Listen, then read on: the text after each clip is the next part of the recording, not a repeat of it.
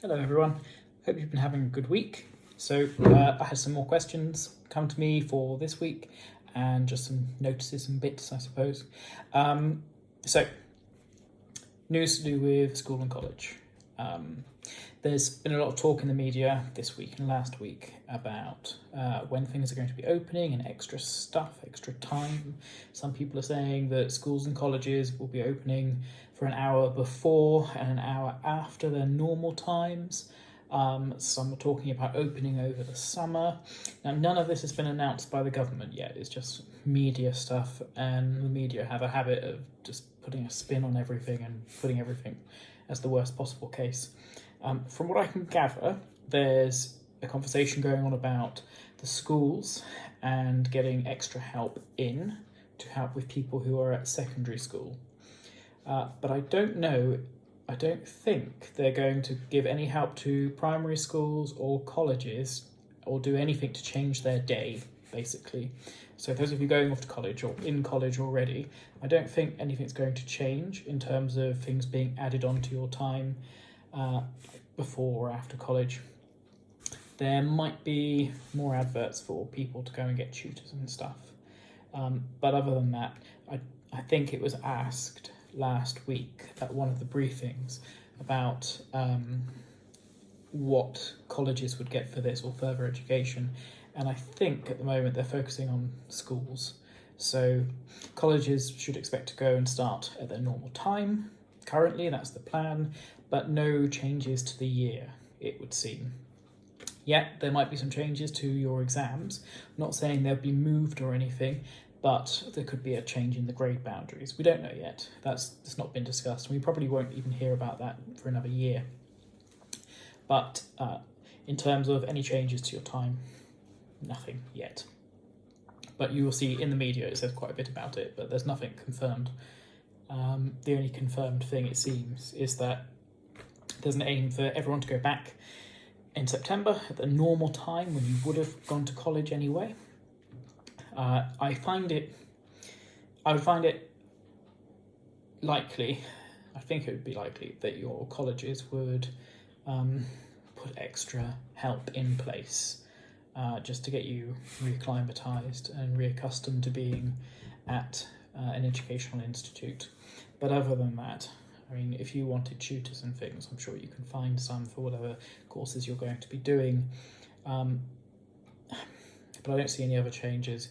Now, one thing that has occurred to me is that if you're in a particularly large college or you're in school and there's lots of people there, it could be that we've still got some measure of social distancing going on, in which case you might find there are extra buildings that are being used. There's talk at the moment about using public buildings like halls, town halls, churches, cinemas even, which would be cool, admittedly, to have a lesson in a cinema, but then depressing to think you were at the cinema only to have a maths lesson and not to actually watch anything on the screen.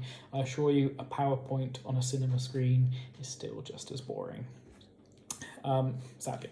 But there's some potential there for that things might be a little bit different if we still have to be social distancing. But fingers crossed that's not the case, and instead, more likely you're all going to be sat in classrooms wearing masks and not touching each other, which is half as what it should be anyway. So that's that. I haven't heard anything about colleges changing at all. It's just the social distancing thing that's hanging in the air at the moment. Now, I was sent an email a moment ago, actually, about something that's going around on whatever TikTok is. Now, I don't really get Snapchat, but I know that, I don't know, TikTok,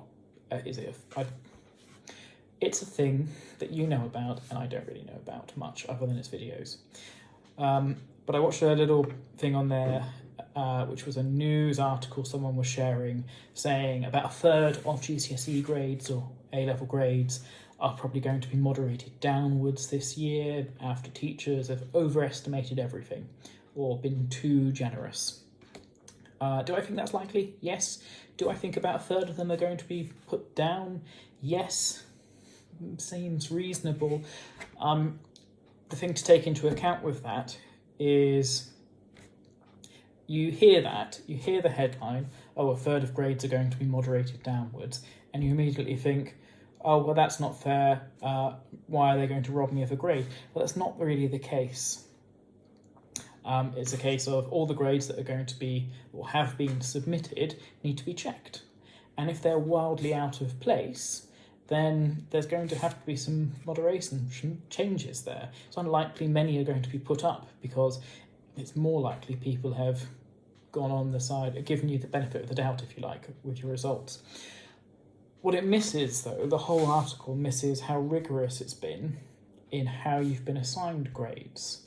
So the schools already, and the colleges already, before you arrive, they've got some data on you for your expected grades or predicted grades. It comes from, and I struggle with this as well, I think it's a little bit weird to predict your grades based on your family and where you've lived and what you've done and how you did at primary school and all of this. But there's an element of statistics there. So it would say your most likely grade, based on all of these, would be this. And it's not just looking at your life and saying, oh, you've come from a rich family, so we expect you to do really well. It's not like that. It's comparing you to the thousands of people that have come before you and saying, okay, so there's this one girl called Charlotte who's come from a family like this. She's grown up here, she's gone to this primary school, she's got these grades at primary school. Let's look at everyone else with the same background. So come from the same place, family income's about the same, gone through the same or a very similar school, got the same or similar grades. What did they get? Okay, 80% of them came out with grade 7s, or the equivalent of when they did their GCSEs. Therefore, we're going to say the highest potential grade is going to be a grade 7. So that's where your initial predicted grade will come from. There's loads more that goes into it, but that's it. And then schools will get them, and schools will say, okay, well, now that we've tested them a few times, we think actually, judging from what we've seen, maybe you should be getting a bit higher than that, or maybe a bit lower than that. And schools would adjust them ever so slightly, but not much. The schools don't really have much of a say in it. It comes from more like the government. So we've got those grades, and they're quite accurate. For, I'd say 90% of people, they are quite accurate. Obviously, in school, we try and push the pupils more to do even better. But there's these grades that we can always fall back on, if you like, as an idea of how good you're going to be, or how well you're going to do. So we've got all that data. And then you do some tests, as in you sit mock exams and whatnot, and we take those grades as well. Now, if none of that was taken into account, and we just pulled a grade out of the air, gave it to you, and we gave you a really high grade, then you could understand why your grade might be brought down a little bit. But what would happen is, if schools have all this data, they have the grade you're most likely to get given the statistics of all the people that are like you that have gone through the system. So we've got that already. If we then predict a grade for you, which is 3 grades higher than that, when already most likely you're going to get 1 grade plus or minus that predicted score, then that's going to stand out a little bit.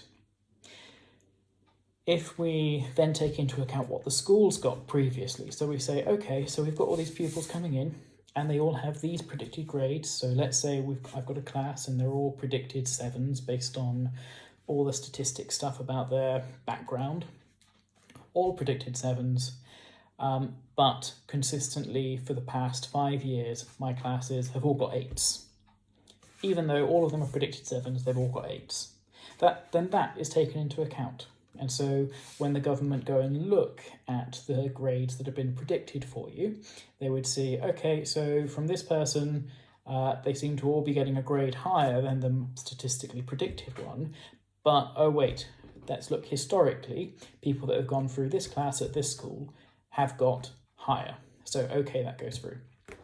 So there's more to it again. There's further steps than this. But if we don't use any of that data and we just pull something out of the air and say, okay, do you know, we really like them, and Charlotte, fine, you're going to get 9. There you go. If we say that, and we don't look at the data, or we do and we choose to ignore it, then it's no wonder, because all the government are going to have is the data that they gave us in the first place, saying what your most likely score was going to be, and then our reasons for giving you something around that, which would be the data that we submit. So they're comparing things, and you're probably going to find people that have been overly generous, and they will have to be moderated down. There's also an element of we're comparing this current year group with the previous year group nationally. So if we find that nationally last year there were 3% that got 9s, 10% that got 8s, 17% that got 7s, and so on. And then this year we find, 3% have got 9s again, fine. And then 30% have got 8s and 40% have got 7s. That's wildly different. And they'll have to look into that and say, well, we can't have this. So it will be brought down, but it will be brought down in a way that is fair. So, and yes, I don't know. I'm not guessing. I am guessing, but it's a fairly intelligent guess as to what they will do. It's not going to be a blind, okay, let's reduce everyone by 5%, or at least I hope that. But you would imagine they'd look back on the data, because this is going to be open for scrutiny for anyone. They know already that there's going to be a lot of backlash over results, and everyone who doesn't get a result they want is going to complain and blame the government. So they've got to have a method that they can stand up and say, you know, this holds up against scrutiny. So they will look at the results from last year, they'll compare your year group, this current year group that are going through, to last year's. How well did last year's match up with their predictions? How well does this year match up with their predictions? Are they wildly out of place? If they are wildly out of place, then they get brought down, and I suspect it would be on a case by case.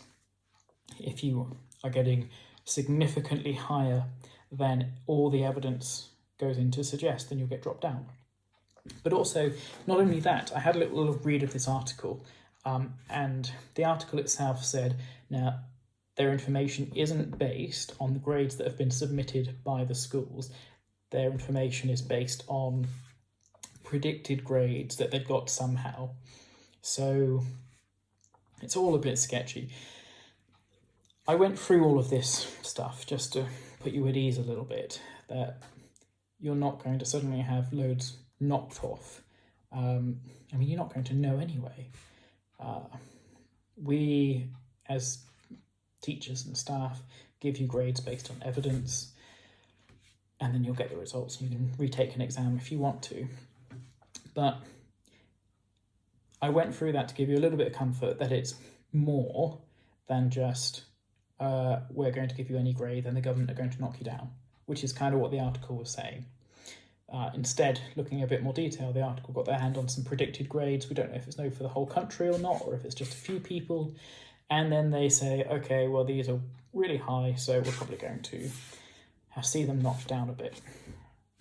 Maybe they asked someone in government who said, oh, if they're ridiculously high, then they'll be moved down a bit or whatever. But I don't put any weight into it, okay? There's going to be plenty of news articles as we build up to it about young people growing anxious and concerned, and teachers growing concerned, or probably teachers have been too generous, and what's that going to do for my child? And there'll be all sorts. But just like with all the coronavirus information and everything else that's going on in the world, get to the facts of it and wait for some definitive information. Don't trust every article that you see TikToked at you, okay? So the one about exams and grades and whatnot, ignore it for the moment. Ignore it. The article doesn't really tell you how the grades are worked out. It's clickbait. That's what it is, okay? It's not worth your time. I only went into this in case some of you have seen it and you're worried about it. There's nothing to worry about. Provided your school has based their grades they're giving you on well-founded data, you'll be fine. And as I say, The pessimist in me thinks, well, the government know they're going to get backlash from it, so they're probably going to be fairly generous anyway. We'll see. We'll find out together. August the 20th, or whenever it was, around then, 22nd maybe, we'll see the results and then find out for ourselves. I'm as eager as you are, but perhaps not as anxious. But you always have the opportunity to retake an exam if you need to, but let's hope you won't. Okay, so hopefully I've put that to rest. If you want to ask any more on it, please do. Please just go to a reputable website and look up the details. So if it's about grading and you're that concerned, then don't go to news articles or whatever. Go to the source, go to Ofqual, the government website on examinations, go to the exam boards, and they'll give you the details and exactly what's happening, okay? It's not a mystery. There's nothing that's hidden there, really. So go and find out about it if you're concerned. Okay, so other than that, some advice. So I've been asked, I was asked last week about some tips and things for just getting through skills, that was it, essential skills. And there was one that I missed out, which is actually really important. It became more apparent to me this week. So, you know already, if you're messaging someone, if you write in all caps, then how is that interpreted? It's interpreted like you're shouting at them. Even though you're not, obviously, but if you want to emphasize something, you put all caps there, and it's in red like you're shouting. Okay. If you write an email to someone, and the context here is an employer, someone at college, someone in some kind of position of authority, if you like, and you write too familiarly to them, like, hey, how's it going? I just wanted to know, blah, blah, blah. Or like you write, how are you? But you just write R and U there. Just like you would if you were messaging someone in whatever medium you use. It's too familiar. And like writing in all caps comes across like you're shouting, writing too familiar comes across like you're being disrespectful. Like you have no respect for that person because you're treating them like a mate. Now, I know that after a few years, as you've got to know teachers and people, then you might email them and be a bit less formal. And it's true that when you get to know someone a bit more, then that's okay. But not if you're going to email someone in an official capacity. So if I get a message and it's someone asking for help about something, then I don't care if their spelling's awful. I don't care if they've said, how are you? Or if they've put smiley faces everywhere. It's fine. But if someone was writing to me, as I had an email this week, someone wrote to me, really informally, and it's just like, if you couldn't be bothered to spend the time to write properly to me, and to start your email politely, and to finish your email politely, then why should I respect you? Why should I do anything for you? Why should I even bother reading the rest of this email if you're not going to write to me and show the proper amount of respect? Now, you might say, well, that sounds a bit high and mighty. It's not. It's just the way it's interpreted, just like the shouting thing. But it genuinely is rude. If you don't write properly, if you were trying to get a job, then hopefully most of you would know if you were to write like that, then you're going to be looked over. You're not going to get a response back unless it's a really bizarre situation. So you have to write properly. Dear whoever, yours faithfully, yours sincerely, whatever, kind regards if you want. But using proper language, speaking properly to them, and being respectful, being polite. You need to do that when you're communicating with people. If you're after a job, or you're speaking to a lecturer, or you're speaking to someone at college, or anything where you want something, a company, you want to come and do something for you, be polite about it. Don't speak to them like you would your friends. 1 second. Oh, that's better. Okay. Yeah, don't speak to them like you would a friend. You need to be respectful. So all caps is like shouting. Writing too familiar can be seen as disrespectful if it's writing to someone you don't actually know that well. Or even for me, I'm familiar with my boss. So get on. I would not email them, hey, how are you? Or put smiley faces all over the place or whatever, because it's not professional, and it would come across as disrespectful. And although we get on professionally, in person, and whatever, you just wouldn't do that because it's rude. And it's a way that you can show respect to someone as well. It's by writing respectfully to them.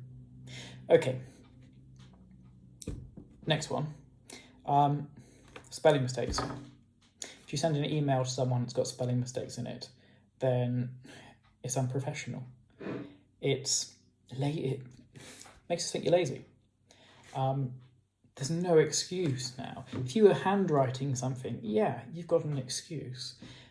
But today, if you're emailing a company, if you're trying to get a job, you're writing a CV, you're applying for college, applying for university, applying for anything, there's a spell check in everything. Everything has a spell check. Most of the time it's automatic. You've got no excuse for not checking your spelling. Yes, okay, there are some, like the which and which and whether, fine, that you can get mixed up, and sometimes they can be overlooked. It depends what kind of a job you're going for, but to be honest, there's enough people out there who are such sticklers for that if they see that you used the wrong word, although spelled correctly there is another one, there and there. If you use the wrong word, then it grates. You think, oh, no, okay, didn't have the time to proofread this, so you clearly don't care, so bottom of the pile, gone. Case in point. So I received an email telling me about some new resources for teachers for relationship education, and I went to have a look, and you had to see the resources, you had to buy them. So I had a look through the rest of the website, and it was said it's made by young people, like in their 20s, so it's more relevant and all of this. And as I was reading through the website was littered with spelling mistakes.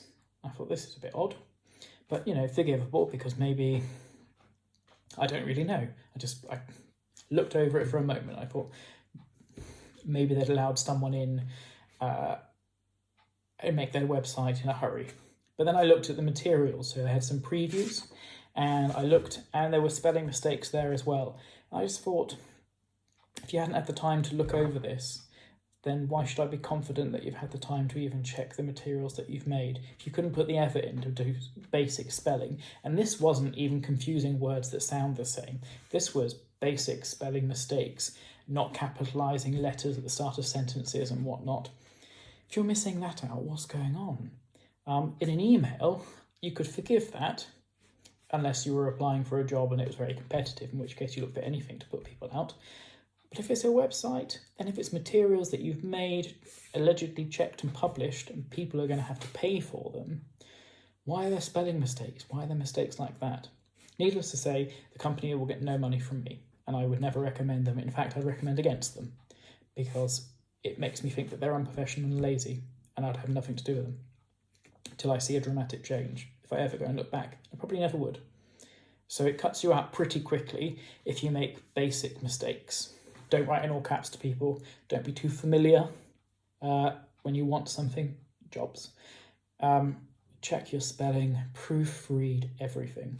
Those of you that know me, if you are applying for a job, you want me to proofread something for you, by all means, send me your application, send me your CV. I don't mind. I'll look at things for you, not a problem.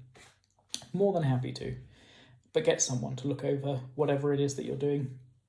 If you're sending something important when you do your UCAS applications, if you're going off to uni or CVs for a job, have someone else look over it. And if you don't have anyone, you've got me. Okay, that was that. The next thing, a tip for getting on. You may have noticed, I feel like the world's going crazy. you need to be really careful what you say online.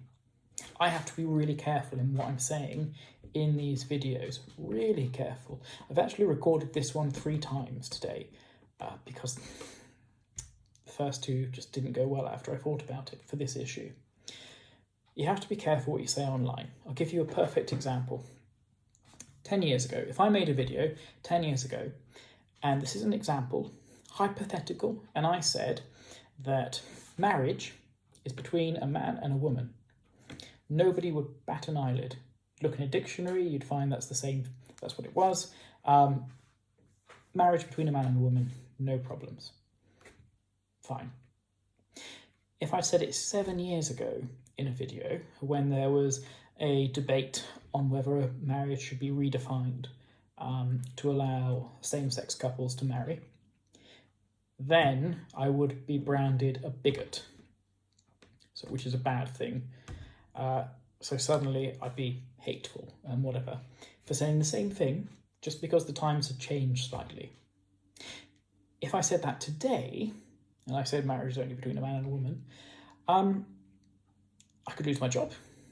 I could get actually reported for a hate crime. If I made a video saying, do you know what, I disagree with all of this and I think that blah, blah, blah, then anyone watching this or anyone that digs this up could go onto a police website, fill out a quick form, report me for a hate crime, homophobia in that case, and I could be investigated, probably get a call from the police. It's evidence of it happening. Now, here's the problem.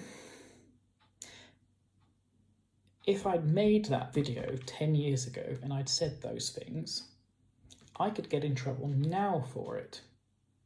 No, probably not through the police, although someone could report me now for a video made 10 years ago, and then the police could say, well, you should take it down, shouldn't you, because it's hate speech. It's offended some people, and because you've offended some people, it's bad. That's the way the thinking goes. I don't agree with that, but it's the way the thinking goes. If someone gets offended, then what you've said must be wrong, is the current line of thinking. Completely disagree with it, but it's the way the world is currently going. It's been like this for a while.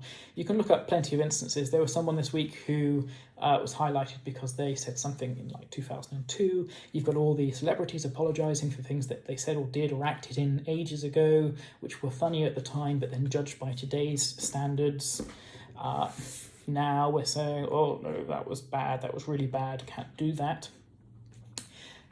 The thing is, you don't know what's going to be classified as really bad in 10 years' time.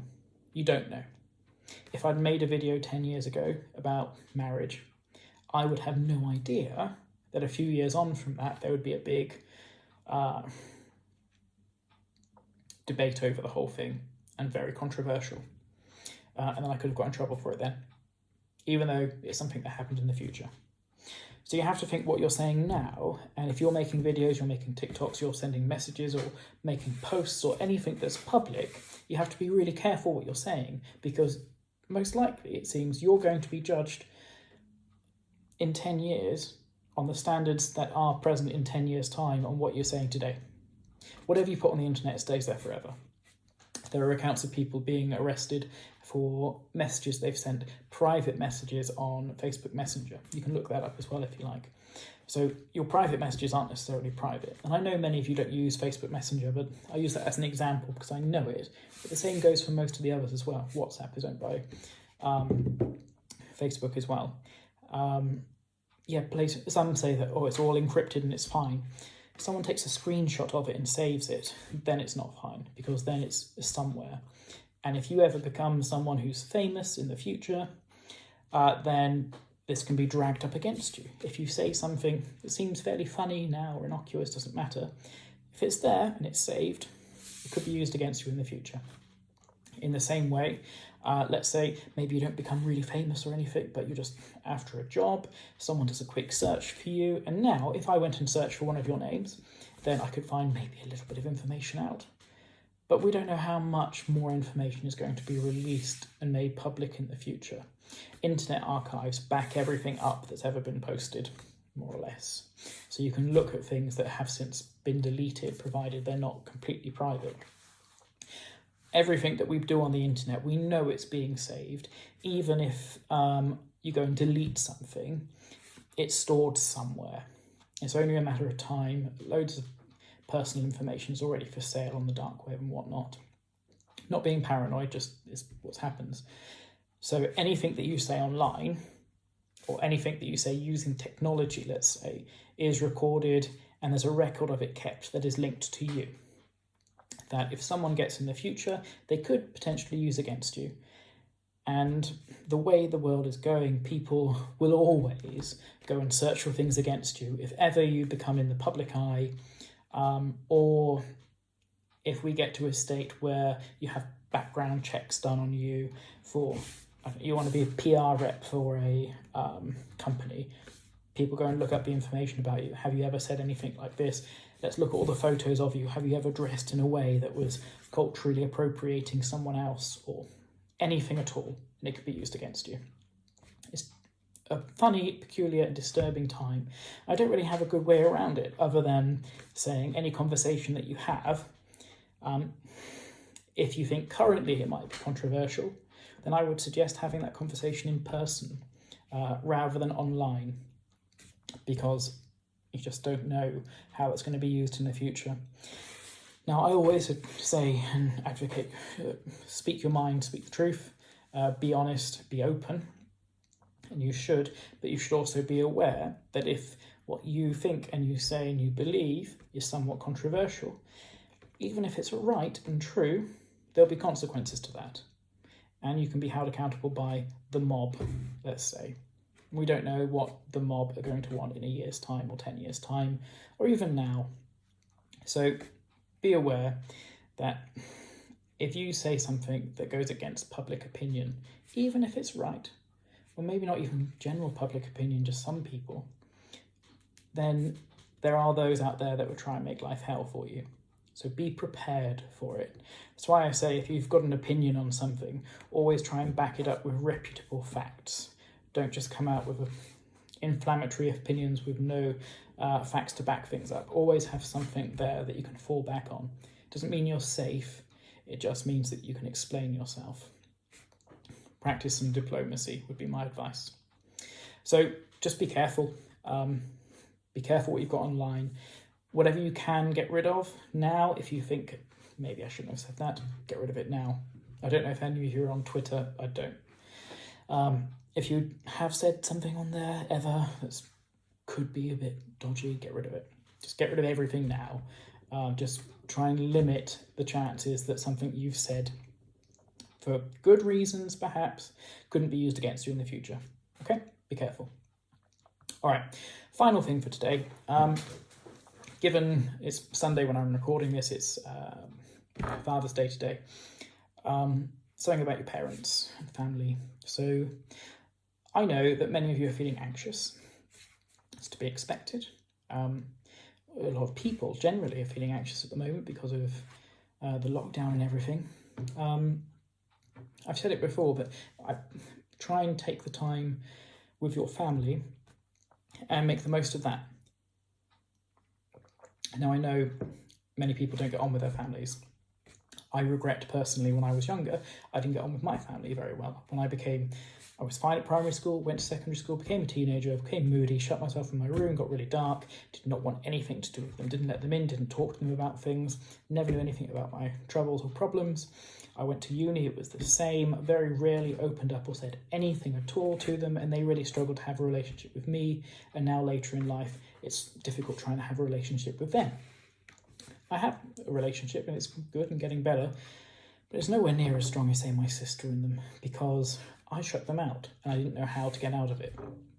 You don't want to be in that kind of situation. And I know no one's perfect. Some of you have difficult relationships with your parents. Some of you have brilliant relationships with your parents. Well done, good, keep it up. But those of you that don't, now's the time to work on it. You're locked in together. You can't choose your family. You're stuck with them. But remember who they are. So before you were around, they were people with problems. They had a lifetime of problems before you came into their life. And then they had you, either by choice or by accident. Either way, they have you. They brought you into the world. They looked after you. They looked after you when you were completely helpless. And I can tell you from experience, it takes a heck of a lot of time and patience, sympathy, and love to raise a child, just as a baby. And for many, like for all of you, I mean, we're talking about almost 2 decades, or decade and a half. They've been looking after you. Yes, some do it better than others, absolutely. But they were people with stresses and problems already. And then you came and you added to it. Don't take me the wrong way. Having a child is a blessing, is amazing and lovely and wonderful. But looking after a child is probably the most stressful thing anyone would ever do. It doesn't make all the other problems in the world go away.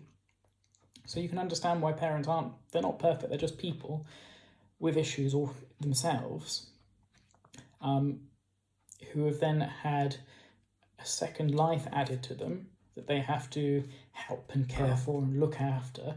They want to help, care for and look after, but their stresses haven't decreased, they've increased as you're there. What I'm trying to say is you need to show how much you appreciate them. Showing your appreciation will go a long way. And if you do have a difficult relationship, then a good way of repairing things is to start showing some appreciation. Something as simple as making them a drink, cup of tea, cup of coffee, just spontaneously coming in, giving them a drink that you know they want. Not a pint of vodka, don't go mad, but just something to show that you care. Ask them how they're doing, ask them about the day. Say you want to talk to them or say you want to do something with them and work at a relationship.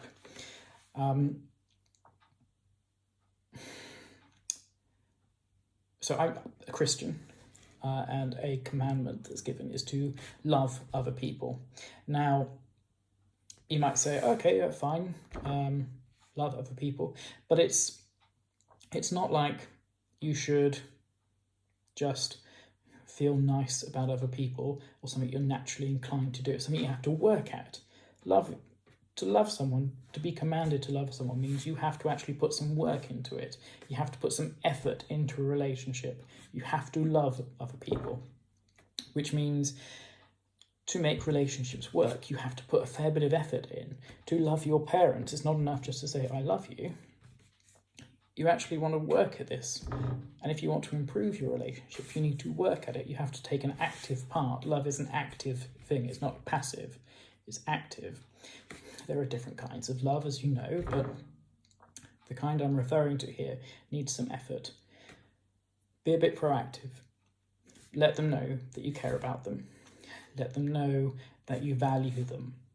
Treat them like you'd want them to treat you, with some respect. And make sure that they know that. Some of you, as I say, might have perfect relationships. Some of you might have abusive parents. And I'm not going to tell you to suddenly forgive and forget everything and do anything stupid. If you're in a situation with abusive parents, then you need to contact the police.